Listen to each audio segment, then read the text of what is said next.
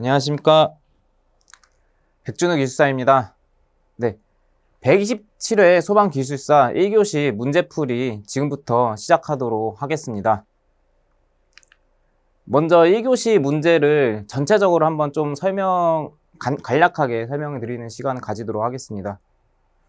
첫 번째, 이제 건축물의 무창층이랑 피난층, 지하층에 대해서 설명하시오라고 되어 있는데, 이런 부분들에 대해서는 간단하게 정의나 고려사항 이런 부분들에 대해서 간단하게 정리를 해줘야 되는 부분이고, 방화구획이랑 방영구획 이런 부분들도 정의랑 목적이랑 구성 요소를 그런 부분들만 간단하게 정리를 해가지고 적용을 해줘야 됩니다. 그러니까 방화구획이랑 방영구획 이런 것들을 25점짜리로 문제가 나와도 다 적용을 하실 수가 있을 텐데, 좀 줄이는 연습 이런 것들이 좀 중요한 것 같습니다. 그래서 1번, 2번 같은 것들은 기본 문제 형태다라고 볼 수가 있고요. 3번 같은 경우는 대부분 사람들이 좀 공부를 좀 소홀히 하는 이런 경향들이 있습니다. 그래서 이런 부분들을 또 놓칠 수가 있는 거고, 4번 같은 경우, 4번은 정전기의 정치 시간인데 이런 부분들을 관계식이랑 좀 같이 설명을 해주면 좋을 것 같습니다. 그리고 5번 마스킹 효과. 이 마스킹 효과인 경우도 좀 생소하신 분들이 있을 거예요. 그래서 어떻게 보면 3번이랑 5번 같은 경우는 좀 제외하고 또 문제를 작성하신 분들이 많을 거라고 생각이 듭니다. 그 6번 같은 경우는 제연풍도랑 방화구획 통과하는 경우, 방화댐퍼에 관련된 사항, 그리고 내화구조에 관련된 사항, 이런 부분들을 기입을 해주시면 되는 거고요. 7번 방화댐퍼의 성능시험 기준, 그리고 내화시험 조건, 이런 것들은 예상 문제 형태로도 많이 준비를 하신 분들이 있기 때문에 좀 대체로 기본 문제 형태라고 볼 수가 있겠습니다. 그리고 화재 패턴의 메커니즘, 그리고 스폴링 현상. 이 스폴링이란 단어가 뭔지 모르면은 이 문제는 좀 건드리기 어려운 부분이 있거든요. 그래서 방리, 폭렬, 이런 의미를 가지고 있는데, 이런 영어 같은 것들도 좀 공부를 같이 해두시는 게 좋을 것 같습니다. 그리고 위험안전관리법 제3류 위험물, 이거는 기본 문제인 거고요.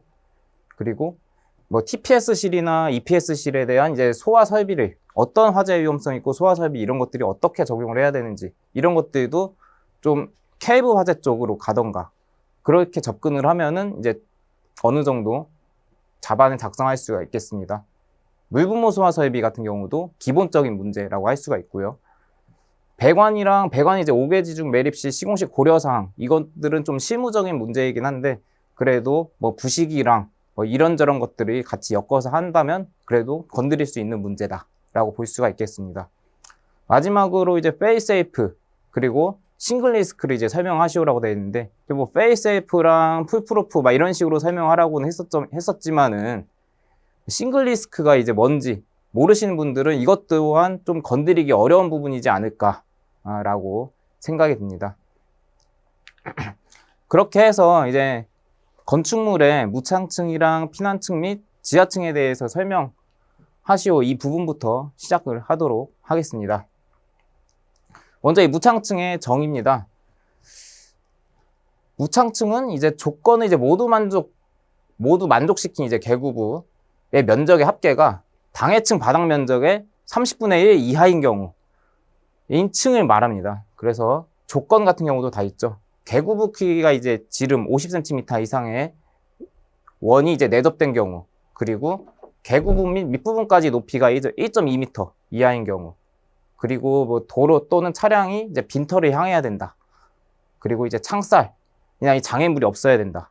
그리고 쉽게 부술 수 있는 구조여야 된다. 이런 거죠. 그래서 무창층 같은 경우 이렇게 원이 50cm 내접해야 되는 거고요. 그리고 바닥과의 거리가 1.2m여야 된다는 거죠. 1.2m. 실제 계구부의 단계가 1.2m라는 거죠.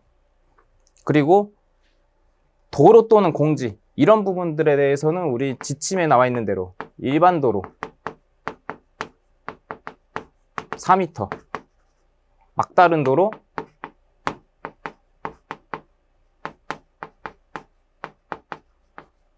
2m, 일삼하기 막 이런 식으로도 좀 외우면은 괜찮을 것 같습니다. 그래서 이런 이제 조건들에 대해서 간단하게 써주시고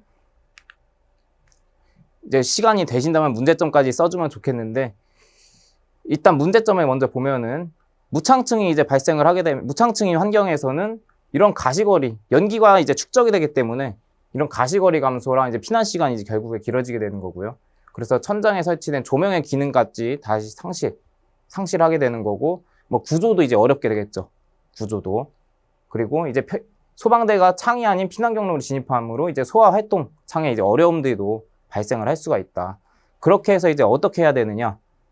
근데 비상경보 설비나 비상조명 등 뭐 이런 경우들은 무창층인 경우에 더 강화된 기준으로 적용을 하고 있죠. 비상경보 설비의 경우에는 한 150제곱, 그리고 비상조명 등 같은 경우에는 뭐 450제곱, 그리고 스프링클러 같은 경우에는 1000제곱, 뭐 이런 식으로 이제 설계 시에 고려를 해줘야 된다. 이런 부분들이 설계를 할 때도 무창층에 대한 검토가 잘 안 됐을 경우에 놓칠 수도 있기 때문에 이런 부분들도 같이 고려를 해줘야 된다. 이렇게 고려사항들도 기입을 할 수가 있을 것 같습니다. 피난층인 경우에는 먼저 정의부터 보면 직접 지상으로 통하는 출입구가 있는 층이고요. 그리고 피난안전구역을 이제 말한다라고 이제 볼 수가 있고요. 보통 1층인 경우들이 이제 피난층인 거죠. 대부분은 이제 1층이 지상이랑 이제 연결되어 있는 부분이기 때문에 1층이지만 뭐 대지 상황에 따라서 뭐 2층인 경우도 있고 뭐 3층인 경우도 있을 수가 있는 거죠. 네. 그리고 이제 피난안전구역 같은 경우에는 완전히 피난한 곳은 아니고 이제 일시적으로 뭐 대기할 수 있는 공간이기 때문에 거기에 대한 이제 방호 조치를 잘 해줘야 된다. 이렇게 이제 보면 되겠습니다. 지하층인 경우에는 건축물의 바닥의 지표면 아래에 있는 층으로서 바닥에서 지표면까지 평균 높이가 해당 층의 2분의 1 이상인 것을 말한다. 거기에 따른 이제 구조 및 설비 기준이 있거든요.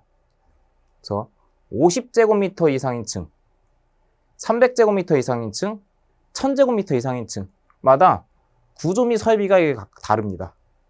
그래서 50제곱미터 이상인 층 보면은 이제 비상탈출구랑 이제 환기통 설치를 해줘야 되는 거고요.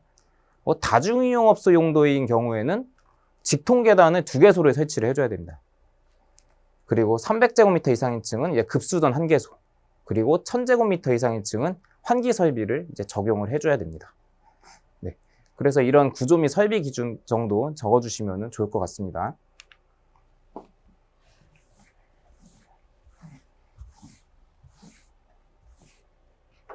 네.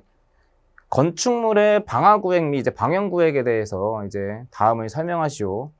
보면은 이제 정의랑 목적 및 효과, 구성 요소에 대해서 이제 설명을 하러 되어 있죠. 그래서 정의를 먼저 보면 화재를 이제 한 방화구획으로 이제 국한을 시키는 거죠. 그래서 연소 확대를 이제 방지하는 차원으로 해가지고 방화구획이 있는 거고, 방형구획은 말 그대로 연기의 확산을 차단시켜주는 거죠. 연기를 이제 구획시켜줌으로써 이제 이런 피난의 지장을 초래하지 않도록 이제 만들어주는 거죠. 그래서 방화구획 같은 경우에는 뭐 60분 방화문, 60분 플러스 방화문, 자동 방화 셔터 이런 것들이 이제 계급으로 구성이 되는 거고, 기본적으로 내화 구조로 구성된 이제 벽이나 바닥 이렇게 이제 적용을 해줘야 된다는 거죠. 그리고 방형구획 같은 경우는 내화재 또는 이제 불연재로 방형구획을 해줘야 된다라는 거고요. 목적 및 효과, 당연히 이제 화재 확산 방지, 그리고 물적 인적 손실 이제 최소화를 시키자. 그리고 방형구획은요, 연기의 확산 방지, 인명 피해를 최소화시키자. 사람들이 사망을 하게 되는 주요 원인이 1순위가 이제 연기 때문인 거죠. 그래서 인명 피해 최소화가 이제 목적에 있는 거죠. 구성 요소를 보면은 내화 구조로 된 바닥과 벽, 그리고 방화벽이랑 경계벽도 포함되고요. 60분 플러스 방화문, 개구부 같은 경우에는 이게 60분 플러스 방화문 적용하거나 60분 방화문을 적용을 하거나 그렇게 이제 적용을 해줘야 되는 거죠. 그래서 뭐 실질적으로 법적으로 보면 60분 플러스 방화문은 차열 성능이 있기 때문에 대피 공간 같은데 다 적용을 해주는 거고요. 그리고 자동 방화 셔터랑 이런 뭐 틈새 같은 경우는 내화 체험 구조로 이제 마무리를 져주고, 닥트 내부에는 이제 방화 댐퍼를 적용을 해줘야 되는 거죠. 그리고 방연구획, 보나 제한경계벽이나 벽 이런 것들이 이제 방연구획을 해줄 수가 있는 거고요. 그리고 방연벽이랑 방연칸막이 이렇게도 이제 적용을 해줄 수가 있다. 그래서 정의랑 목적이랑 구성요소 이렇게 적어주신 다음에 간단하게 이제 방화구획이랑 방연구획을 우리가 어떻게 적용을 해야 되는지 이런 것들을 좀 이야기를 해주면 더 플러스 알파가 될 것 같습니다. 그래서 방화구획의 일반적인 문제들, 화재 하중이나 뭐 화재 가혹도 막 이런 것들에 대한 고려가 필요하고, 그리고 바닥 및 벽과 개구부에 대한 내화 성능이 이제 차이가 있다. 이렇게도 이제 이야기할 수가 있겠죠. 우리가 지금 나와 있는 방화문 같은 경우가 60분 정도의 이제 비차열 성능이랑 뭐 60분 정도의 비차열 성능을 이제 대부분 많이 사용을 하고 있잖아요. 근데 방화 벽체 내화 성능이랑은 이제 상이하다고 볼 수가 있는 거죠. 방화 셔터도 그렇고요. 방화 댐퍼도 그렇고요. 방연구획 같은 경우는 연기의 확산을 제한하기 위한 목적을 지닌 방연구획의 법제화가 필요하다. 지금 우리나라에서는 이제 방연구획의 법제화가 지금 되어 있지는 않은 상황이기 때문에 방연구획의 법제화, 이제 기준을 새롭게 만들자 이렇게 이제 이야기를 해줄 수가 있는 거죠. 깊게는 설명할 수 없지만 이제 10점짜리 문제에서 간략하게 한 3-4줄 정도 그 정도 이제 표현을 해주면은 플러스 알파가 될 것 같습니다. 네, 3번 보도록 하겠습니다. 포 모니터 노즐의 정의랑 설치 기준이랑 이제 수원의 수량인 건데요. 포 모니터 노즐의 정의를 보면은 이제 원격 조작이 가능하고요. 고정된 노즐의 방사 각도를 수동 또는 자동으로 조준해가지고 포를 방사하는 설비를 말한다. 이게 이제 포 모니터 노즐의 정의겠죠. 설치 기준을 보도록 하겠습니다. 설치 기준은 이렇게 만약에 이제 그림으로 표시를 할 수 있다면 충분히 이제 그림으로 표시를 해준 다음에 이제 그 밑부분부터 이제 설치 기준을 써주는 게 이제 답안 구성할 때 좀 더 보기가 좋아요. 그래서 보면은 암벽이나 부두나 해상 구조물 그 장소의 끝선에서 수평거리 15m 이내의 해면 및 주입구 등의 위험물 취급 설비의 모든 부분이 수평 방사 거리 이내에 있어야 된다 그래요. 그래서 이런 끝선 같은 데서 15m 이내에 있어야 된다는 거죠. 그리고 이제 설치 개수가 1개인 경우에 2개로 이제 한다. 이런 부분들. 그리고 포 모니터 노즐은 소화 활동상 지장이 없는 위치에서 이제 기동 및 조작이 가능하도록 이제 고정시켜줘야 된다라는 거고요. 그리고 방사량은 1900 APM이고요. 수평 방사 거리는 이제 30m 이상이 되도록 해줘야 된다. 그렇게 설치를 할 것. 그래서 이런 부분들을 그림 하나 들어가고 나머지들은 이제 표같이 이제 좀 간단하게 이제 표시를 해주는 것도 괜찮은 방법이라고 생각합니다. 그리고 이제 3번째, 수원의 수량. 방사량은 이제 330분이고요. 1900 APM에서 30분에 곱해서 57,000리터가 나오고요. 그래서 이제 57m 세제곱의 수원의 수량이 필요한 거고요. 최종적인 수원의 수량은 배관내를 채우기 위해 필요한 포 수용액의 양까지 이제 고려를 해줘가지고 수원의 수량을 최종적으로 산정을 해줘야 된다라고 이제 볼 수가 있겠습니다. 네, 전기적인 원인에 의한 화재 또는 이제 폭발 등 재해 방지를 위한 정치 시간과 차폐에 대해서 설명을 하시오. 먼저 이제 정전기 같은 경우는 전하의 발생,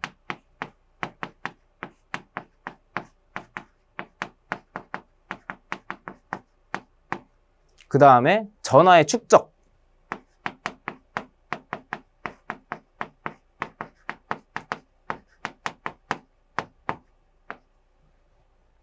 그리고 방전.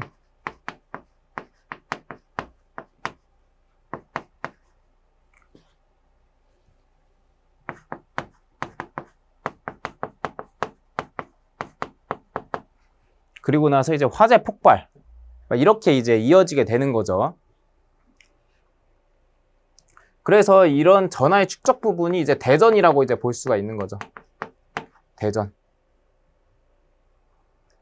그래서 이런 뭐 마차의 대전, 유동대전, 뭐 비마의 대전, 막 이런 여러 가지 종류의 대전이 있고, 방전 같은 경우에는 뭐 코스연불, 뭐 코로나 방전, 막 이런 것들, 스트리머, 이런 방전들이 이제 이런 부분이라고 할 수가 있겠죠. 그래서 먼저 이런 정전기가 이제 어떻게 전화가 발생하고 대전하고 방전하고 이제 화재 폭발로 이어지는지 이런 부분에 대해서 간단하게 설명을 하고, 그 다음에 이제 정치 시간과 이제 차폐에 대해서 이제 들어가면은 좋을 것 같습니다.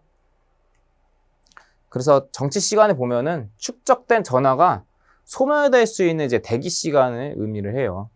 그래서 이런 대전이 방전이 돼가지고 최소 점화 에너지 이상의 에너지가 되면은 화재랑 폭발로 이어질 수가 있기 때문에 이런 축적된 전하를 소멸할 수 있는 대기 시간이 이제 필요하다는 거죠. 그래서 이런 접지에 의한 대전 방지 효과로 보면 분체류의 대전 방지 효과, 뭐 액체류의 대전 방지 효과로도 이제 볼 수가 있는데, 이제 분체랑 액체의 경우에서도 정치 시간을 통해서 충분히 그 정치 시간을 통해서 이런 부분들을 전하들을 소멸시킬 수가 있다, 이렇게 볼 수가 있고요. 그리고 관계식을 하나, 이제 그 정치 시간에 대한 관계식을 하나 이제 가지고 가야 되겠죠. 표현을 해줘야 되겠죠.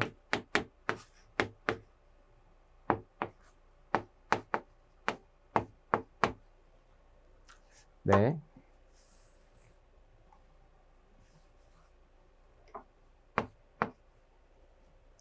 네, 이 관계식을 이제 하나 이제 같이 같이 이제 써주면서 표현을 해줘야 되는 거죠.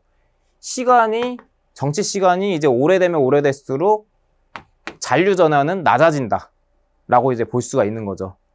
여기 이제 R 값은 이제 경로 저항을 의미하는 거고, C 값은 이제 정전 용량을 의미를 하는 거죠. 이런 부분에 대해서 관계식에 대해서 간략하게 설명을 하고, 그리고 이런 정치 시간이 길어지면 커질수록 이런 잔류 전하가 적어진다, 이런 것들을 통해서 충분한 정치 시간을 확보해줘야 된다, 이렇게 이제 밀고 나가줘야 되는 부분인 거죠. 그래서 정치 시간과 대전 방지 효과를 보면은 정치 시간을 주어서 정전기를 이제 대지로 누설시켜 줘야 되는데, 이런 도전율에 따라서 그리고 대전 물체의 용적에 따라서 이렇게 정치 시간을 뭐 반영을 해줘야 된다라는 거죠. 그래서 도전율이 이제 작으면 작을수록, 그리고 용적이 크면 클수록 정치 시간은 커지게 되는 거죠. 그래서 이런 부분들에 대한 표도 이제 알고 계시다면 같이 이제 적용을 해주면 좋을 것 같습니다. 그래서 이제 결과적으로 대전된 전하를 줄여주어 이제 방전 시 최소 점화 에너지 미만으로 저하시켜가지고 화재 폭발을 방지시켜줘야 된다라는 것이 이제 정치 시간의 필요 이유인 거죠. 네, 다음 차폐 보도록 하겠습니다. 차폐를 보면은 도체로 둘러싸서 내부가 외부 전자기장으로부터 영향을 받지 않도록 하거나, 그리고 반대로 내부에서 발생한 전자기장이 외부에 미치지 않도록 하는 것을 이제 차폐라고 말한다라고 볼 수가 있고요. 이런 정전유도 같은 경우에는 이제 플러스 양이온이 가져다 댔을 때 그와 이제 반대되는 마이너스 음이온이 이제 서로 이제 붙어지는 뭐 이런 현상들을 이제 정전유도 현상이라고 하죠. 그래서 이제 차폐 메커니즘을 보면은 정전유도에 의해서 외부 도체관은 외피는 이제 플러스, 외피가 여기 플러스인 거죠. 그리고 내피는 마이너스다. 내피는 마이너스로 대전되어 있는 상태예요. 그리고 접지를 시키면은 플러스 전하는 대지로 흡입된다. 여기 접지를 시켰잖아요. 이 접지를 시키면은 플러스 전하가 이제 대지로 흡입된다라고 이제 볼 수가 있고요. 그 다음에 플러스 전하는 대지에 이제 방전되고 마이너스 전하만 남는 거죠. 여기 이제 이렇게 여기 원래 플러스가 있었지만 플러스 전하가 이제 그렇게 대지에 방전되고 마이너스 전하만 남았고요. 그렇게 해서 외부 도체관의 전위는 대지와 같게 되는데, 이를 이제 정전차폐 또는 쉴드라고 한다. 그리고 차폐 효과를 보면은 정전 유도 전압을 이제 저감을 시켜가지고 유도된 전압에 의해서 이제 화재 폭발을 방지를 시킨다. 이런 것들이 이제 목적인 거죠.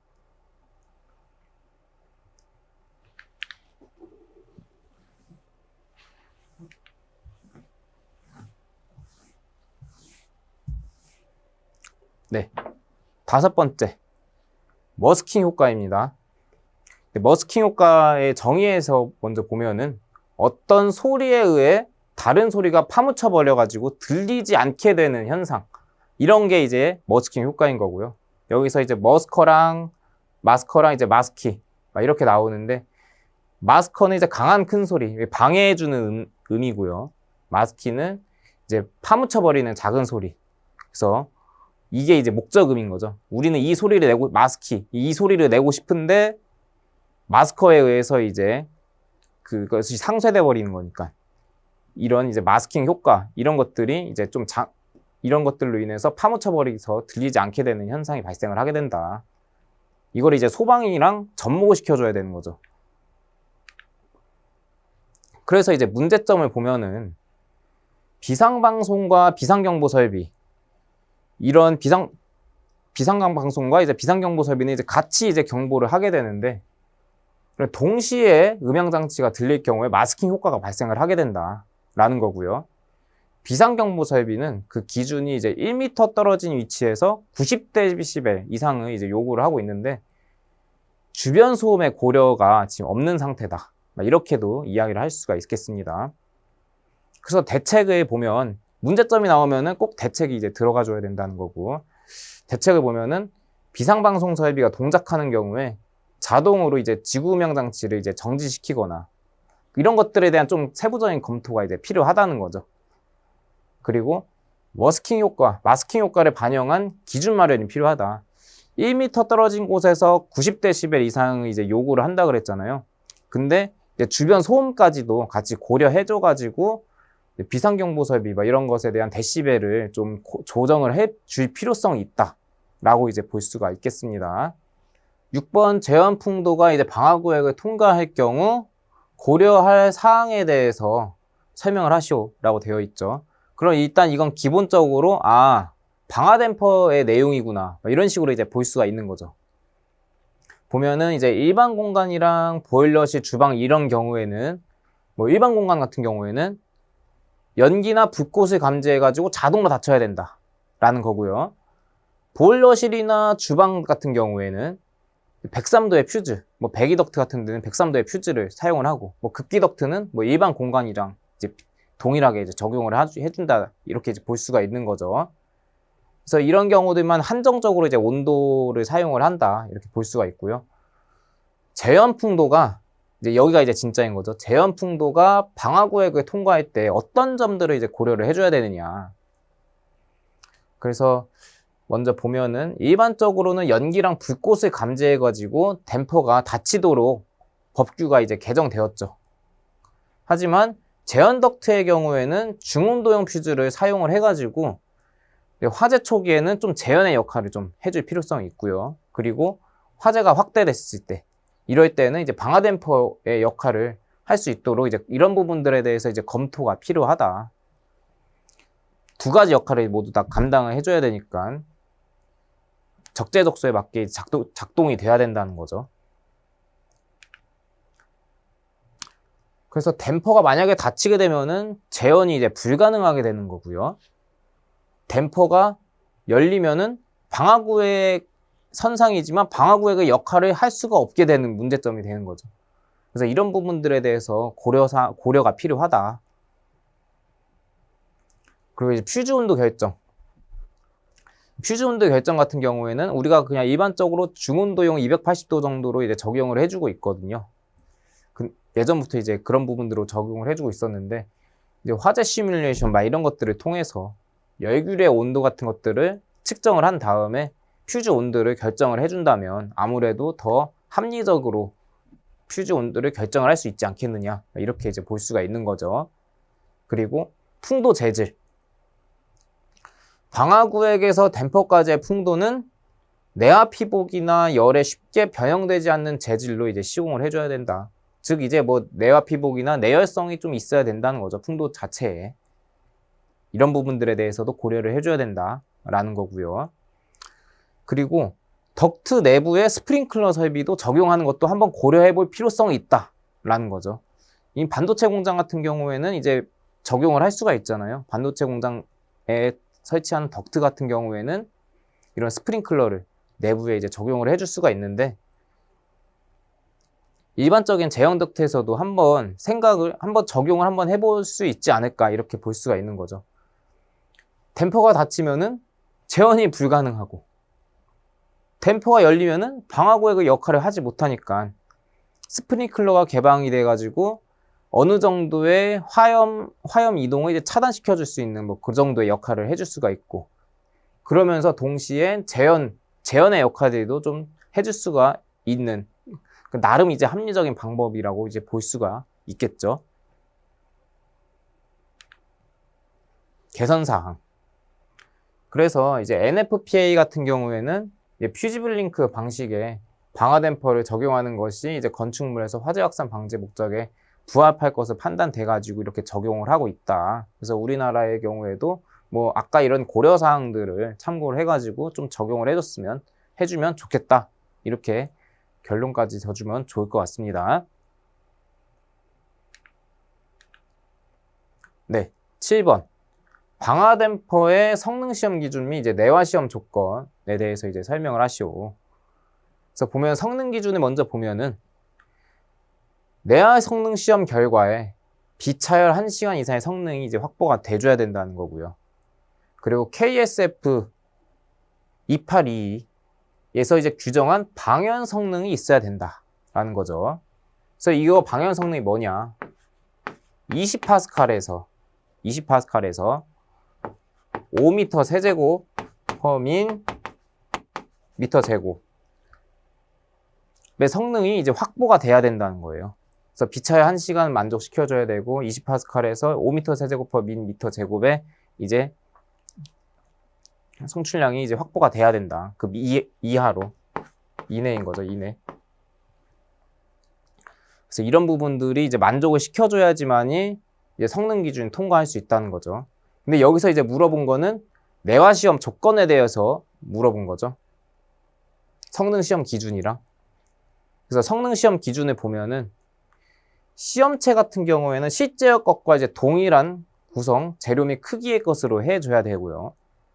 만약에 이제 실제 크기가 3m 곱하기 3m, 이 시험체 크기보다 이제 큰 경우에는 시험체 크기를 이제 가열로에 이제 설치할 수 있는 최대 크기로 한다라는 거죠. 그리고 내화 시험 및 방연 시험은 시험체 양면에 대하여 각 1회씩 실시를 하고요. 화재 노출면 방화 댐퍼의 수평 부재에 설치하는 이제 방화 댐퍼의 경우에는 화재 노출면에 대해서 2회를 실시를 한다라는 거고요. 그리고 내화 성능 시험체와 방향 성능 시험체는 이제 동일한 구성 재료로 이제 제작되어야 된다. 네. 내화 시험 조건에 대해서 이제 보도록 하겠습니다. 이제 로 내에 이제 열전대 및 이제 가열로의 압력, 시험 환경, 이런 것들은 이제 KSF 2257-1에 따라준다. KSF 2257-1은 표준 온도 시간 곡선에 따라서 이제 가열을 하겠다는 거죠. 그래서 뭐 30분, 840도에서 뭐 30분 정도 나오고, 945도 한 60분 정도 나오고, 뭐 1010도 한 120분 정도, 이런 식으로 표준 온도 시간 곡선에 따라서 이제 적용을 해줘야 된다라는 거고요. 여기에 대해서 이제 관계식까지 이제 같이 적어주면 좋겠죠.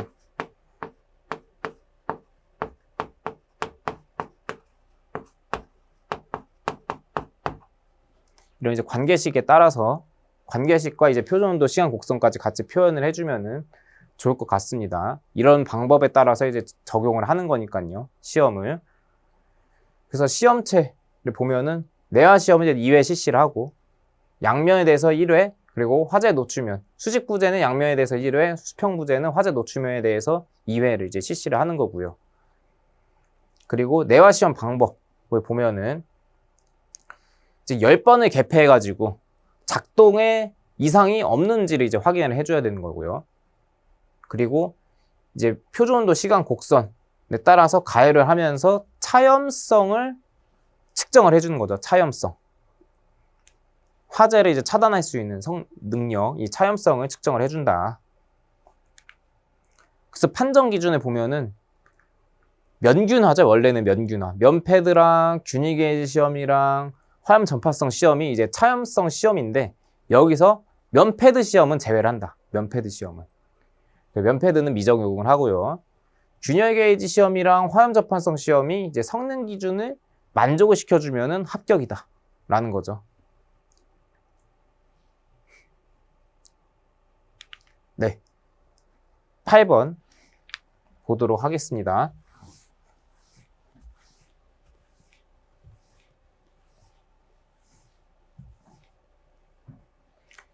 네, 화재 패턴의 생성 메커니즘과 이제 스포일링에 대해서 이제 설명을 하시오.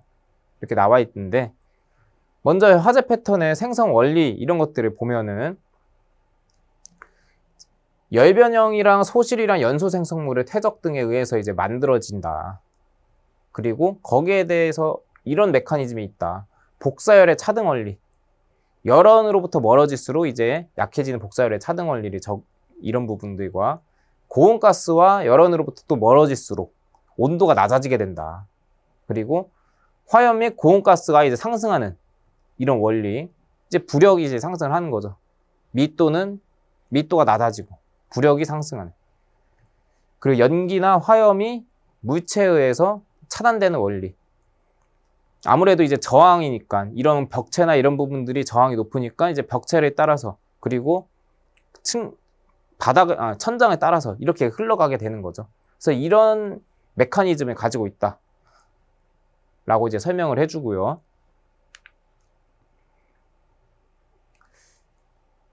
선과 경계를 이제 나타나게 된다는 거죠. 이런 이제 손상된 부분과 덜 손상된 부분에 대해서는 이제 선과 경계를 나타나게 된다. 그래서 열원으로부터 거리 또는 상하 위치에 따라서 손상 정도의 차이를 보이기 때문에 화재 패턴을 통해서 역추적이 이제 가능하다라고도 이제 볼 수가 있는 거죠. 더 손상이 많이 된 부분이랑 손상이 적게 된 부분들, 이런 부분들을 이제 보면서 손상이 많이 됐으니까 이쪽 부분에 대해서 아마 더 이제 발화원이랑 근접을 했겠거니 이렇게 이제 판단을 해줄 수가 있는 거죠. 그래서 이제 화재 패턴을 통해 역추적이 가능하다. 그러니까 절대적인 건 아니지만 이렇게 이제 유추를 할 수가 있는 거죠. 네.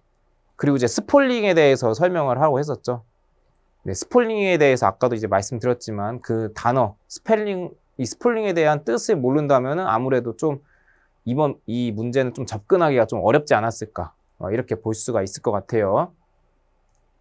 그래서 보면은 박리의 개념이니까 표면이 무너져 내리거나 이제 떨어져 나간 흔적을 이제 스폴링이라고 하고요. 원인은 결국에는 서로 다른 열팽 착률, 구조 부재 같은 것들의 서로 다른 열팽 착률, 철근이나 보강재, 그리고 이런 부분들에 대한 열팽 착률, 이런 것들이 팽착률이 다르기 때문에 열을 받았을 때 팽착률이 다르기 때문에 그래서 이제 박리 현상이 떨어져 나가는 현상이 이제 발생을 한다. 그리고 공기방울의 부피 팽창, 그리고 물방울의 부피 팽창, 이렇게도 이제 박리가 이제 발생을 할 수가 있고요. 그래서 재질이 다른 이런 보강재의 열팽착률이나 소화수에 대한 냉각, 이런 것들로 인한 수축, 열을 팽창을 했는데 또 수축까지 이런 것들을 통해서 이제 박리 같은 것들이 발생을 할 수가 있다. 그래서 박리의 특징 보면은 대부분 이제 고온의 열기층이 체류하는 천장에서 발생을 한다. 실링 제트 플로어가 이제 흘러가잖아요. 실링 제트 플로어가 이제 굉장히 뜨거운 고온가스의 흐름인 건데 그렇게 하기 때문에 천장에서 이제 발생을 많이 한다는 거고요. 그리고 화염에 직접 접하는 벽면이나 바닥에서도 이제 발생을 한다. 그리고 박리는 이제 환기지병 화재에서는 이제 개구부, 그리고 연료지병 화재에서는 가열물이 집중된 부분에 대해서도 이제 발생을 한다. 볼 수가 있고요.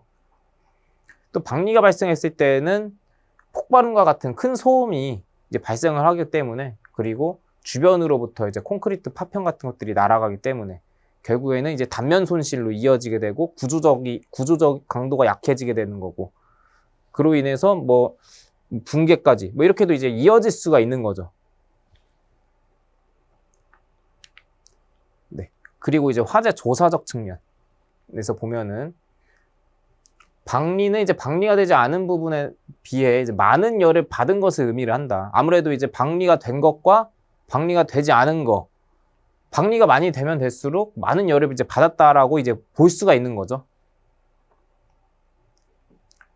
그리고 이제 방리흔을 이제 발화부와 연관시키기 위해서 현장의 연소 정도, 연소 경로, 건축물의 구조, 위치, 가연물의 위치, 계급의 위치 등에 대한 간접 요소를 고려해가지고 이제 판단을 해줘야 된다. 화재 조사적인 측면에서는 이런 것들을 고려를 해줘야 된다는 거죠. 여기서 이제 문제가 화재 패턴의 생성 메커니즘 나오고 스폴링이 나왔잖아요. 만약에 그냥 폭렬에 대해서 쓰시오. 만약에 그런 식으로 이제 문제가 나온다면은 뭐 이제 폭렬이 이런 식으로 발생하고 여릉력이 발생하고 그리고 이게 수증기로 인한 수증기 압에 의해서 뭐 폭렬이 발생을 한다. 이렇게도 이제 설명을 해준 다음에 거기에 따른 이제 문제점. 당연히 단면 결손이 발생을 하고 철근이 이제 약해지고 단면 결손 발생하고 그리고 건축물의 구조적 강도가 이제 약해진다. 막 이런 식으로 이어지게 되는 거고 마지막으로 뭐 섬유강한 콘크리트를 적용을 하자. 고이제의 연용량을 증가를 시키자. 이런 것들을 이제 대책으로서 적용을 시켜주면 되는데 여기서 물어봤던 거는 이제 화재 패턴의 생성 메커니즘과 스폴링에 대해서 설명하라고 물어봤기 때문에 화재 패턴의 이제 생성 원리 그런 부분에 대해서 이제 설명을 해주고 그 부분에 대해서 방리 같은 것들도 이제 어떻게 보면 화재 패턴이라고 볼 수가 있겠죠. 그런 부분 화재 패턴이랑 연관지어가지고 이제 같이 설명을 해주는 거죠. 그래서 이렇게 방리의 특징, 방리가 발생했을 때 이런 특징이 발생을 하는 거고 그리고 화재 조사적인 측면에서 이런 부분들을 고려를 해줘야 된다. 이렇게 이제 진행을 해주는 게 더 매끄러운 설명이 될 수가 있는 거죠. 네.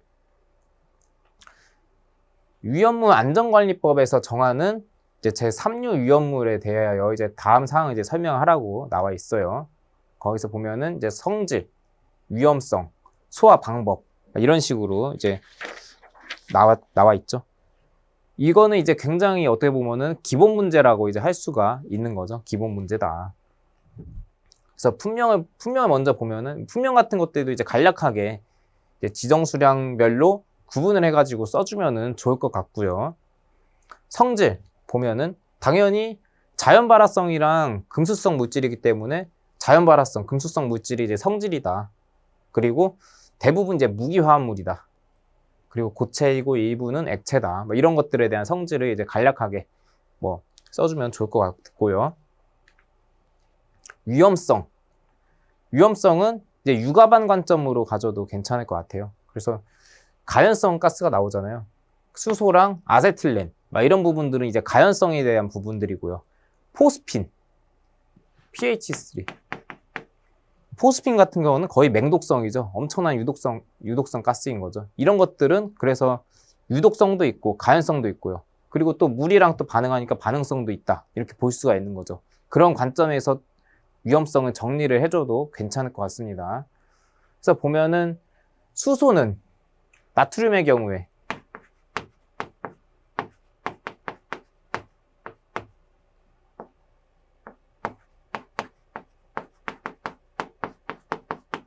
이렇게 해서 이제 수소가스가 발생을 하게 된다. 뭐 이제 나트륨 같은 경우에 물이랑 접촉을 했을 때 수소가 발생을 하기 때문에 금수성 물질이다 라는 거죠. 뭐 아세틸렌 같은 거는 카바이드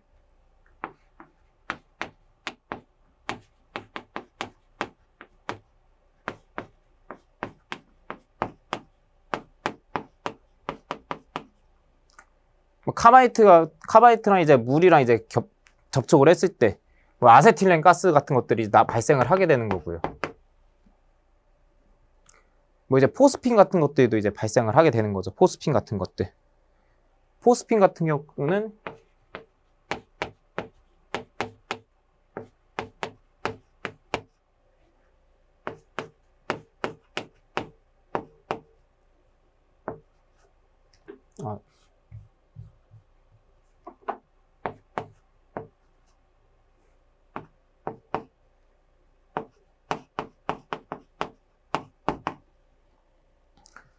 이제 포스핀 같은 경우도 이제 발생을 할 수가 있다라는 거죠.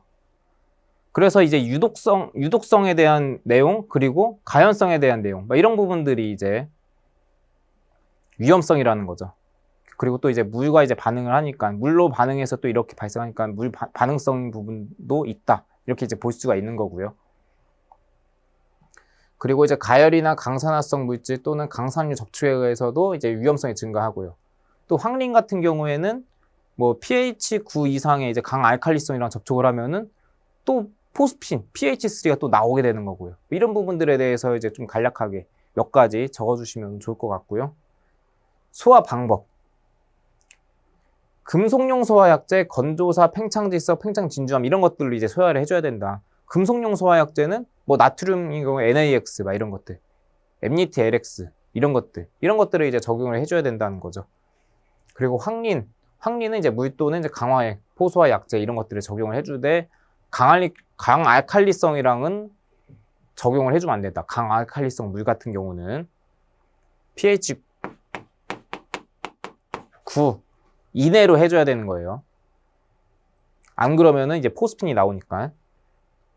그리고 이제 CO2와 반응하여 폭발의 우려가 있으므로 사용을 금지한다. 나트륨 같은 경우에 이제 CO2를 가해주면 이제 폭발을 할 수가 있어요. 탄소가 이제 나오면서 폭발을 할 수가 있기 때문에 이런 것들 고려해가지고 소화를 해줘야 된다는 거죠. 네, 10번.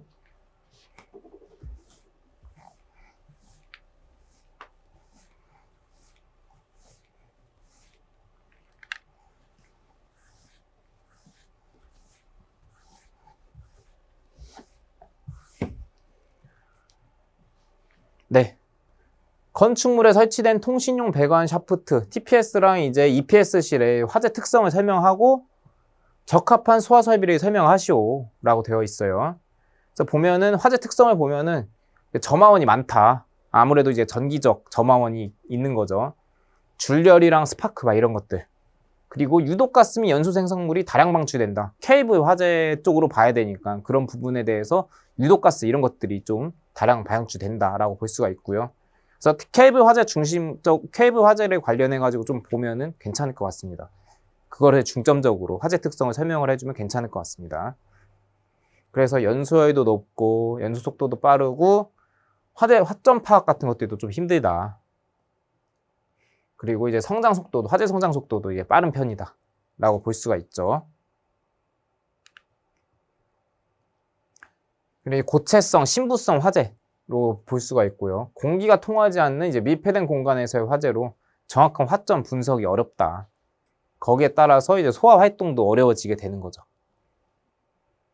그리고 소화기로는 좀 힘들다. 소화기로는 좀 힘들고요. 화재 지속 시간이 길고요. 화재 하중이 커서 화재 가혹도도 커지게 된다. 이런 이제 화재 특성을 가지고 있다. 라고 볼 수가 있고요. 적합한 소화 설비를 보면은 일반적으로 EPS실이나 TPS실 같은 경우에 스프링클러 설비들이 들어가지 않죠. 스프링클러 설비 같은 건. 대신에 이제 가스식 자동 소화 장치랑 분말식 고체 로드식 자동 소화 장치 이런 것들을 자동 소화 장치류를 이제 일반적으로 넣어주고 있고요. 그 높이에 따라서 뭐 1단으로 하든지 2단으로 하든지 이런 식으로 적용을 해주고 있고 최적에 따라서 설계 농도를 해가지고 적용이 가능한지 불가능한지 이런 식으로 또 적용을 해줄 수가 있는 거죠. 그리고 소공간 소화 용구 이제 TPS실이나 뭐 EPS실의 이제 분전방 같은 것들 그 내부에 단자랑 이제 케이블이랑 이렇게 해가지고 연소가 이제 시작되려고 할 때 소공간 소화 용구가 미리 감지를 해가지고 차단시켜주는 역할을 해준다면은 이제 화재 확산 같은 것들도 방지를 할 수 있는 굉장히 이제 초기 소화 관점에서 보면 굉장히 이제 좋은 용구라고 이제 할 수가 있는 거죠. 간이 소화 용구지만 굉장히 좋다고 볼 수가 있는 거죠. 그래서 배전반이나 분전반 이런 것에서 이제 화재가 발생을 하면은 아무래도 케이블들이 이제 그 연결된 케이블들이 전부 연소해가지고 가스식 자동 소화 장치, 분말 자동 소화 장치 이런 것들이 개방이 됐다고 하더라도 분전반 내부까지 그 약재가 침투하기는 어려워요. 분전반 내부까지. 그렇기 때문에 소공간 소화용구 이런 것들을 통해서 사전에 이런 화재를 좀 차단시켜주는 거죠. 연소 확대를 차단시켜주는 거죠. 이제 이런 부분들도 좀 중요한 부분이다라고 이제 볼 수가 있겠습니다. 그리고 자동 소화 장치가 이제 뭐 작동이 되었을 때 EPS실이나 TPS실 같은 문들이 만약에 열려 있다면은, 그리고 제대로 층간 방화구획 같은 것들이 제대로 되어 있지 않는다고 한다면 다 소화 약재들이 이제 누출이 되겠죠. 그래서 뭐 고려사항으로 보면은 뭐 이런 기밀성 같은 것들도 좀 확보를 하고, 문 같은 경우는 뭐 좀 자동으로 좀 닫힐 수 있게끔 해주는 것도 이제 뭐 화재 EPS실이나 TPS실의 화재 대응 측면에서 이제 좋겠다라고 이제 볼 수가 있겠습니다. 네, 11번. 물분무 소화 설비의 적용 장소와 소화 원리에 대하여 이제 설명하시오라고 되어 있는데, 일단은 설치 대상은 우리 기준 다 법에 이제 나와 있는 부분인 거죠. 뭐 항공기 경납고 이제 연면적 800제곱미터 이상 주차용 건축물로서 뭐 차고 주차장 200m 제곱 이상, 기계 주차장 20대 이상, 이런 식으로 설치 대상이 있는 거고요. 뭐 전기실이나 발전실, 변전실 이런 경우에 300제곱미터 이상이어야 된다. 이럴 경우에 이제 물분무 소화 설비를 적용을 할 수가 있다. 단 이제 가연성 절연유를 이제 사용하지 않는 변압기, 차단기 설치 장소는 제외된다. 설치 면제. 이런 물분무 등 소화 설비를 설치해야 하는 차고 주차장에 스프링클러 설비를 화재 안전 기준에 적합하게 설치한 경우에는 좀 설치를 면제를 할 수가 있다는 거고요. 그리고 이제 적용하지 말아야 될 장소죠. 물에 이제 심하게 반응하는 물질을 저장 취급하는 장소. 이제 삼류위험물 이런 경우, 예를 들어서 뭐 나트륨 같은 경우는 아까 봤듯이 이제 수소 같은 것들이 발생하고 이런 것들이니까 이제 물과 심하게 반응하는 물질들을 저장 취급하는 장소에는 물분무를 당연히 적용을 하면 안 되겠죠. 그리고 고온 물질 및 이제 증류 범위가 넓어서 끌어 넘치는 위험 물질을 저장 취급하는 장소. 이제 수증기 폭발 같은 것들이 발생을 할 수도 있고, 이제 그리고 슬로우오버 같은 것들이 발생을 할 수도 있죠. 물을 이제 뿌렸는데 그 표면에서 이제 교란하면서 화염이랑 같이 이제 외부로 이제 튀어 오르니까 인명 피해, 재산 피해가 이제 극심하게 발생을 할 수가 있는 거죠. 이런 경우에는. 그래서 이런 장소들은 하면 안 된다. 그리고 이제 운전 시 표면 온도가 260도 이상. 이것도 이제 굉장히 고온인 거죠. 그런 부분들에 대해서 직접 분무 시 기계 장치에 손상 우려가 있는 장소, 이런 부분들에 대해서는 적용을 해주면 안 된다라는 거고요. 소화 원리를 보면은 이건 일반적인 내용들인 거죠. 당연히 이제 물에 현열이랑 잡열을 이용해서 냉각을 시켜줘야 된다는 거죠. 이런 부분들 꼭 같이 언급을 해줘야 되는 거죠. 관계식까지 같이 표현을 해줘야 되는 거고요. 지식작용. 물이 이제 기화가 됐을 때 1700배의 부피 팽창이 된다. 그래서 1700배 부피 팽창이 됨으로써 이제 산소 농도가 저하가 된다. 그래서 산소 농도가 한 15%까지 저하가 되면은 이제 지식 작용에 이제 효과가 있다고 이제 볼 수가 있는 거죠. 그리고 유화작용 보면은 이제 에멀전을 이제 만들어 버리는 거죠. 이제 기름과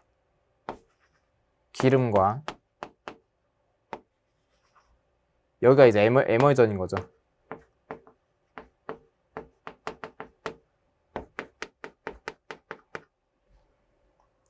그렇게 해서 이제 증발이나 이런 것들을, 산소 공급이나 증발 같은 것들을 차단시켜줘가지고 이제 소화를 할 수가 있다는 거고요. 희석작용. 액체 위험물의 비인화성 농도로 이제 희석을 시킨다는 거죠. 그런 부분들을 해가지고 이제 연소가 되지 않게끔 희석을 시켜준다. 그래서 이제 냉질 유희 관점으로 이제 소화 원리를 적용을 해주면은 좋을 것 같습니다. 자, 12번. 소방용 배관을 5개 지중 매립 시공 시 어떤 점들을 이제 고려를 해줘야 될까요? 그죠? 첫 번째, 이제 동결 방지 조치. 동결심도 이상으로 이제 매설을 해줘야 되는 거죠. 그래서 이제 동결심도에 대한 뭐 관계식이 있죠. 동결심도에 대한 그 관계식을 이제 기본적으로 표현을 해준 다음에 동결 방지 조치를 해주되 30cm, 동결 심도보다 30cm 더 깊게 매설을 해줘야 된다. 이렇게 이제 이런 부분들에 대해서 동결 방지 조치를 해줘야 되는 거고. 그리고 지반에 대한 하중. 이제 지면에 미치는 중량이 이제 당의 배관에 미치지 않도록 이제 보호를 해줘야 된다. 그리고 차량이 통행할 경우에는 이에 이제 견디는 구조로 해줘야 된다는 거죠. 차량이 통행할 경우에도. 그래서 배관 보호용 콘크리트를 이제 감싸가지고 이제 뭐 보호를 해준다거나 만약에 이제 적용을 한다고 한다면 이런 식으로 뭐 이제 대형 차량들이 지나갈 때는 그런 부분들까지 좀 고려를 해줘야 된다는 거고요.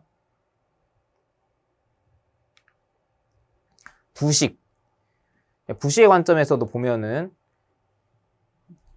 배관이 이제 매립 배관의 경우에는 이제 뭐 유지 관리 같은 것들이 어렵고 부식이 빨리 진행되는 단점도 있고 확인을 할 수가 없으니까 유지 관리가 어려운 거죠. 그래서 배관 외면에 부식 방지를 위해서 이제 도장, 복장, 이제 코팅, 전기 방식 이런 부분들이 이제 추가적으로 필요하다는 거죠. 그리고 이제 적용을 할 때, 배관을 적용을 할 때는 뭐 이런 상수도용, 그리고 폴리에틸렌 피복강관, 덕타일 주철관, 스테인리스 배관 이런 것들을 이제 고려를 해가지고 매설을 해줘야 된다라는 거죠. 그래서 이런 세 가지 조건 정도, 동결 방지 조치랑 지반에 대한 하중, 그리고 부식에 관한 점. 그러니까 부식에 관한 점들은 이제 토양이랑 막 이런 것들도 관련이 있잖아요. 그러니까 토양이랑 이제 뭐 바닷가 근처인 경우, 염분이랑 막 이런 경우들도 같이 이제 언급을 해주면은 좀 더 차별화가 되지 않을까라고 이제 볼 수가 있을 것 같습니다. 13번 페이스세이프랑 싱글 리스크를 이제 한번 보도록 하겠습니다. 먼저 이제 페이스세이프를 보면은 이중 안정 장치로 이제 설계를 한다. 그리고 다중화랑 다양성 개념을 이제 반영한 방식을 말한다라고 할 수가 있고요. 적용을 보면은 양방향 이제 피난 경로, 양방향 피난 경로랑 비상 전원의 확보. 상용 전원이 만약에 차단됐을 경우에는 비상 전원이 이제 작동을 하게 되는 거죠. 그렇게 해가 자동으로 절안돼 가지고 비상 전원의 확보도 이제 페이스세이프를 고려했다는 걸로 볼 수가 있고요. 수화 설비의 주펌프랑 예의 펌프의 경우에서도 주펌프가 동작 안 했을 때는 예의 펌프가 이제 동작을 하는 이런 페이스세이프를 이제 고려를 해줬다. 이런 부분들도. 그리고 이렇게 이게 이제 병렬화 설계인 거죠. 그리고 다중이업소의 주출입구랑 비상구. 주출입구에 이제 문제가 생겼을 때 비상구를 이제 피난을 할 수 있는 이런 페이스세이프를 적용을 해준 관점이다. 라고 할 수가 있고요. 싱글 리스크. 싱글 리스크는 한 장소에서는 하나의 위험만 존재한다는 거죠. 만약에 이제 동시에 화재가 둘 이상 발생하지 않는다라는 것을 이제 또 그렇게도 이제 볼 수가 있는 거고요. 만약에 동시에 화재가 둘 이상 발생을 하게 되면은 이거는 방화라고 볼 수가 있는 거죠. 방화. 근데 일반적으로는 둘 이상 화재는 발생을 하지 않는다라고 이제 보고 있다라는 거죠.